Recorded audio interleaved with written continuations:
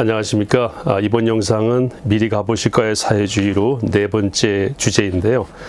사회복지국가와 사회주의 국가의 차이점은 무엇인가, 여기에 대해서 말씀을 드리겠습니다. 선진 사회복지국가, 모든 나라가 지향해야 될 방향이라고 저는 생각합니다. 그런데 사회복지국가와 사회주의 국가는 전혀 다릅니다. 그 차이가 무엇인지를 몇 가지 주제로 대비해서 한번 말씀을 드리겠습니다. 우선 사회복지국가는 특별한 이념이 없어요. 자유를 중시하고 또 시장경제를 중시하고 또 민주주의를 대체로 채택을 합니다. 그러니까 자유민주주의와 시장경제를 중심으로 하고 있다. 특별한 이념은 없지만 그 안에서 모순을 스스로 극복해 나가는 그런 구조를 가지고 있다. 이렇게 말씀을 드릴 수가 있겠고요. 사회주의 국가는 이념이 있죠. 막시즘 또는 네오막시즘 또는 통제경제 또는 계획경제, 다 유사한 말인데 어쨌든 막시즘이라고 하는 것이 하나의 교리처럼 중심 이념이 되어 있습니다. 그리고 두 번째로 정치 형태는 선진복지국가의 경우에는 자유민주주의, 그래서 아주 민주주의가 굉장히 발달되어 있고 모든 것을 민주적으로 결정하는 그런 과정이라고 하면은 사회주의 국가는 일당 독재, 프롤레타리아 독재, 당이 결심하면 우리는 한다. 법도 필요 없다. 1인 지배가 되는 그것이 이제 사회주의 국가의 정치 체제라고 그렇게 정리해서 말씀을 드릴 수 있겠고요. 소유 형태는 사회복지 국가는 개인이 소유하고 또 기업이 소유하죠. 그러나 사회주의 국가는 개인의 소유를 인정하지 않고 사유재산을 인정하지 않고 모든 것을 보급하고 배급하고 또 모든 걸 국가가 지정해주고 그리고 국가가 모든 소유를 가지게 되는 생산수단의 국유화가 사회주의 국가의 대표적인 그런 시스템이라고 할 수 있겠습니다. 그리고 이 사회복지국가는 그렇게 되어가는 과정이 국민적인 합의, 또 민주적인 절차 이런 것들을 중시하고 감당할 만큼의 점진적 복지를 확대해 나가는 그런 성장을 기반으로 한 복지이죠.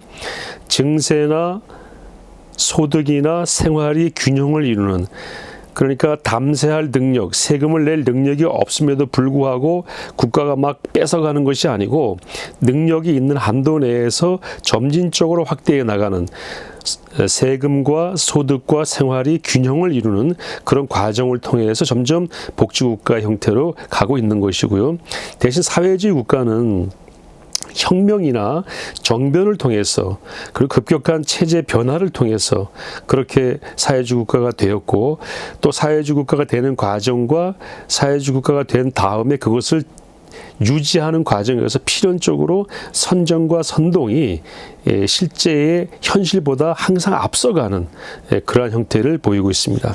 실질적인 성과는 어떻게 나타나느냐? 사회복지국가는 사회복지 혜택을 국민이 골고루 누리게 되는 것으로 나타나게 되고, 사회주의 국가는 평균적인 삶의 질이 저하가 되고 평등이긴 하지만 가난한 평등이 이제 이루어지는 것이죠. 나보다 잘 사는 건 참을 수 없다. 함께 못 사는 건 참을 수 있다. 이렇게 해서 평균적인 삶의 질이 굉장히 저하되는, 그것이 사회주의 국가가 보여주는 아주 중요한 삶의 모습이라고 볼 수 있겠습니다. 사회복지 국가는 이후에도 내부의 문제점을 스스로 보완해서 발전시키고, 또 문제점이 있으면 또 모여서 찾아내서 보완 발전시키고, 보완 발전시키는 과정도 민주적으로 이제 하겠죠. 그러나 사회주의 국가는 민중 봉기로 인해서 몰락한 다음 해에야 자유시장 경제로 체제가 전환되는, 사회주의 국가는 스스로 결정해서 자유시장 경제 국가로 올 수가 없어요. 왜냐하면 독재 국가이기 때문에 독재 정권이 민중 봉기로 무너져야만 비로소 자유시장 경제 체제로 체제가 전환될 수 있다. 이렇게 역사가 우리에게 보여주고 있습니다. 사회복지국가의 대표적인 나라로는 여러분 잘 아시는 북유럽의 나라들, 유럽의 대부분의 나라들과 또 일본 같은 나라들이죠. 사회복지가 잘 돼 있죠. 사회주의 국가는 대표적인 나라가 북한 또는 쿠바, 중국, 베네수엘라, 벨라루스, 투르크메니스탄, 엘살바도르 이런 나라들이 사회주의 국가 대체로 경제가 조금 낮다고 그러면 정치가 독재인 그래서 언제든지 그 경제도 독재 정치 하에서 개인의 사유재산권이 침해받을 수 있는 그러한 형태로 유지되고 있는 나라들이 결과가 돼 있죠. 중국 같은 나라는 경제는 자본주의 형태를 띠고 있지만 정치적으로 완전히 통제 국가이기 때문에 언제든지 그 시스템이 국가로부터 이제 국가에 귀속될 수 있는 그런 불안한 상태를 가지고 있죠.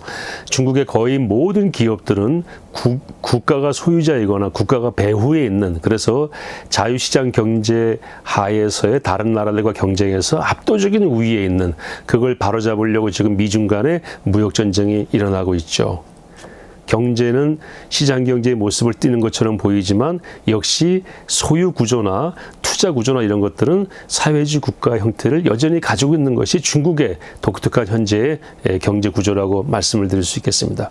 레이몽 아롱이라고 하는 지식인이 이렇게 말을 했습니다. 정직하고 머리 좋은 사람은 절대로 좌파가 될 수 없다. 정직한 좌파는 머리가 나쁘고 머리가 좋은 좌파는 정직하지 않다. 모순투성이인 사회주의 본질을 모른다면 머리가 나쁜 것이고 알고도 추종한다면 그건 거짓말장애인 것이다. 이렇게 단적으로 사회주의에 대해서 정리를 했습니다.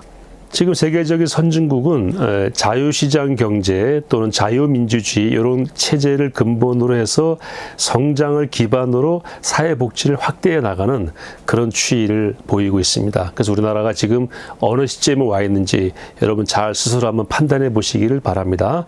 지금 현재 우리나라는 자유시장 경제와 민주주의를 헌법상 채택하고 있지만 최근에 많은 상황들이 우리가 사회주의로 가는 거 아니냐, 국가가 너무 깊이 국민의 경제활동에 개입하는 거 아니냐, 이러다가 개인의 사유재산권이 침해받는 것이 아니냐. 지금 전셋값이나 월세 또 부동산의 계약이나 부동산의 양도나 거래 이런 과정에 국가가 아주 깊이 개입하고 있고 엄청난 세금을 부과함으로써 이 활동 자체가 얼어붙게 하는 그래서 사회주의의 전 단계가 아닌가라고 하는 강한 의심을 받고 있죠. 여기서 우리가 더 나가게 되면은 지금 쭉 말씀드린 사회주의 국가로 나가게 되는 것입니다.